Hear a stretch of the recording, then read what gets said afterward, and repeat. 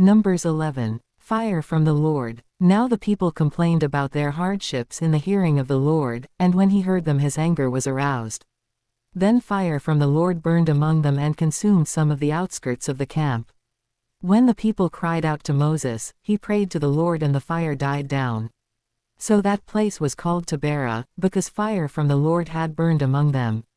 Quail from the Lord. The rabble with them began to crave other food, and again the Israelites started wailing and said, "If only we had meat to eat.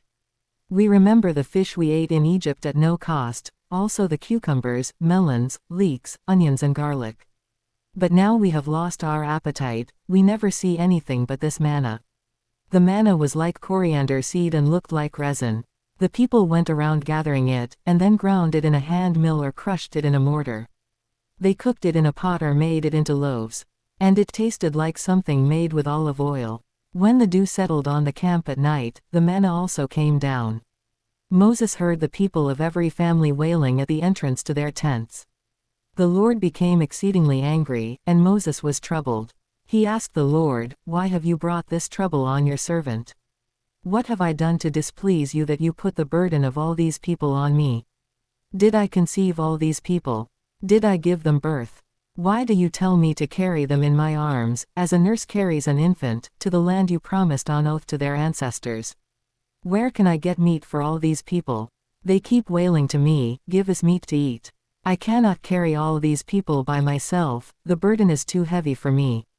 If this is how you are going to treat me, please go ahead and kill me, if I have found favor in your eyes, and do not let me face my own ruin." The Lord said to Moses, "Bring me 70 of Israel's elders who are known to you as leaders and officials among the people. Have them come to the tent of meeting, that they may stand there with you. I will come down and speak with you there, and I will take some of the power of the Spirit that is on you and put it on them. They will share the burden of the people with you so that you will not have to carry it alone. Tell the people, 'Consecrate yourselves in preparation for tomorrow, when you will eat meat.' The Lord heard you when you wailed, 'If only we had meat to eat. We were better off in Egypt.' Now the Lord will give you meat, and you will eat it. You will not eat it for just 1 day, or 2 days, or 5, 10 or 20 days, but for a whole month, until it comes out of your nostrils and you loathe it, because you have rejected the Lord, who is among you, and have wailed before him, saying, 'Why did we ever leave Egypt?' But Moses said, 'Here I am among 600,000 men on foot, and you say, I will give them meat to eat for a whole month. Would they have enough if flocks and herds were slaughtered for them? Would they have enough if all the fish in the sea were caught for them?' The Lord answered Moses, 'Is the Lord's arm too short? Now you will see whether or not what I say will come true for you.' So Moses went out and told the people what the Lord had said. He brought together 70 of their elders and had them stand around the tent. Then the Lord came down in the cloud and spoke with him, and he took some of the power of the Spirit that was on him and put it on the 70 elders.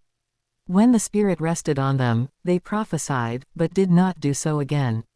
However, 2 men, whose names were Eldad and Medad, had remained in the camp. They were listed among the elders, but did not go out to the tent. Yet the Spirit also rested on them, and they prophesied in the camp. A young man ran and told Moses, "Eldad and Medad are prophesying in the camp."